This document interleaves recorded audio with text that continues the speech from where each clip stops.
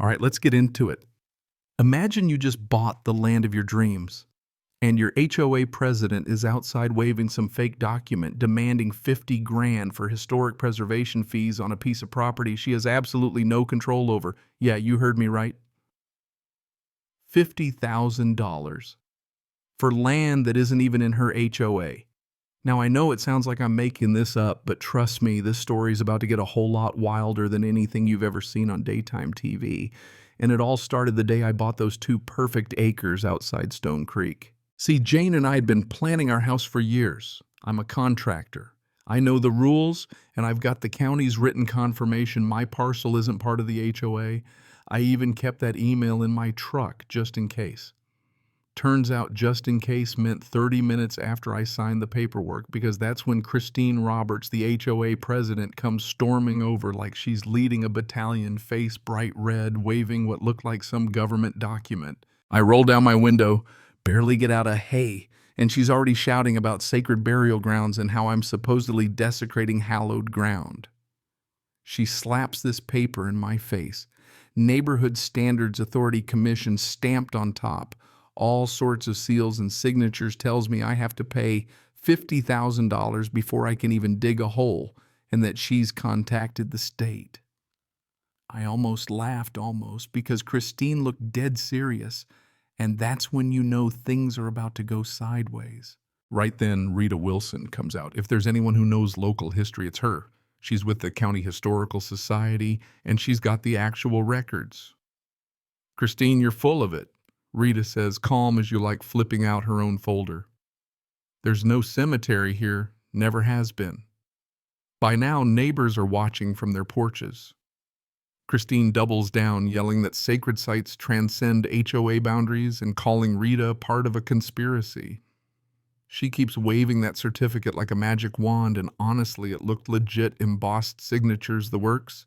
But if you looked close, you'd spot a few typos and seals that just felt off. Enter Tom Bradley, retired detective, now county deputy, rolling up in uniform. I swear his timing was movie perfect. Tom stands back, takes notes, deadpan face the whole time. "Ma'am," he says, "I recommend everyone document these interactions carefully." Then looking right at me, "Keep your receipts. Document everything." The way he said it, I could tell he'd seen Christine pull stunts like this before. Right then, my phone buzzes a text from an unknown number. "Don't trust her certificates. Check her credentials." I look around, but everyone's eyes are on Christine. Tom catches my glance, gives me a little nod toward his notebook. Something told me I'd just become a pawn in a much bigger game. Next morning, Rita shows up with a fat folder of documents, looking like she's about to bury someone in paperwork. "Christine's forging records," she says. Rita lays out her great-grandfather's land deed, original maps, the whole family history. Turns out Christine had photocopied old maps, added fake notations, then used them as proof of a burial ground. The level of audacity taking someone else's family records and faking them for profit was unreal.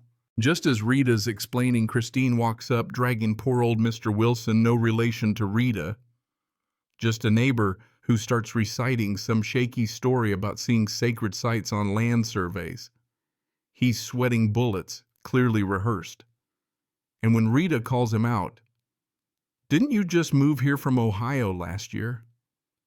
"My great-grandfather died before you were born." He freezes. Christine tries to cover, but the house of cards is falling apart. Rita's like, "Those documents, I recognize the handwriting. It's not even close to the originals." Wilson finally cracks. "Christine paid me $200 to say all this. Now neighbors are filming." Christine is losing her mind, and Tom is scribbling away like it's case closed. But Christine isn't done. She comes back 2 days later with a new expert, a guy named Henderson, wearing what looks like an official badge. Claims he's with the Texas Historic Preservation Department, starts measuring my lot, talking about 6-month site reviews and daily fines for construction. Rita pops in, asks for his state ID. Henderson fumbles, then hands over a Gmail address. Rita calls the real Texas Historical Commission on speaker. We don't have surprise inspectors, and there's no such thing as the Texas Historic Preservation Department, says the guy on the other end. Henderson immediately admits Christine paid him $300 for the gig. And get this, he was the same witness from the day before, just in a different hat. That's when the story takes its nastiest turn. The next morning, Christine collapses on her porch sobbing like she's auditioning for an Oscar. She claims she lied for preservation fees because her husband Mike was paralyzed in a construction accident. They're drowning in bills, losing their house. She's begging me to sign a settlement for $50,000 to save her family. Neighbors are crying, Jane's getting harassed, and honestly, for a minute, even I start feeling bad for her. But something doesn't add up. Mike's injury keeps switching sides, and his voice is perfectly normal on the phone when he thinks no one's listening. Just as I'm about to sign the check, Rita grabs my arm. "Don't do it. Give me 24 hours. Sure enough, another text from my anonymous source. "The accident is fake. I have proof." And just like that, Christine files a restraining order against me with fake quotes saying I threatened her disabled husband. Community turns on me overnight. Neighbors avoid me. Jane comes home in tears, the works. That's when Tom steps in with the receipts, literally. Turns out Christine's been running this play for years, targeting families in crisis, using a shell company called Patterson Holdings to buy homes dirt cheap after staging disasters, fires, floods, fake explosions. She plays the good neighbor, spreads rumors, pressures families into selling, then flips the houses for huge profits. The pattern is obvious once you see it. All the catastrophes were staged or wildly exaggerated. Insurance records, photos, none of the supposed damage existed. It was all Christine. The twist. My anonymous texter, my guardian angel, was Mike himself, Christine's own husband, forced to play along out of fear and finally ready to blow the whistle. He meets me in the park, hands shaking, confesses everything. Christine had controlled him for years, made him fake symptoms, even forged neighbor signatures for fake petitions.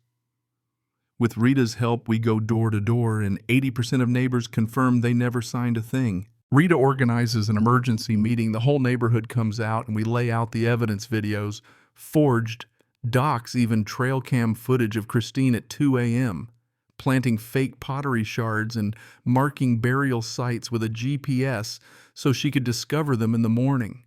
It's all there, her voice on tape, explaining the plan to frame me for destroying historic ground, hoping to force me into paying up or abandoning my house. When the video plays, Christine storms in, starts screaming about conspiracies and deep fakes, threatens to burn down the neighborhood right as half the crowd is filming her meltdown. Tom calls in backup, Christine's arrested on the spot, and the news goes viral.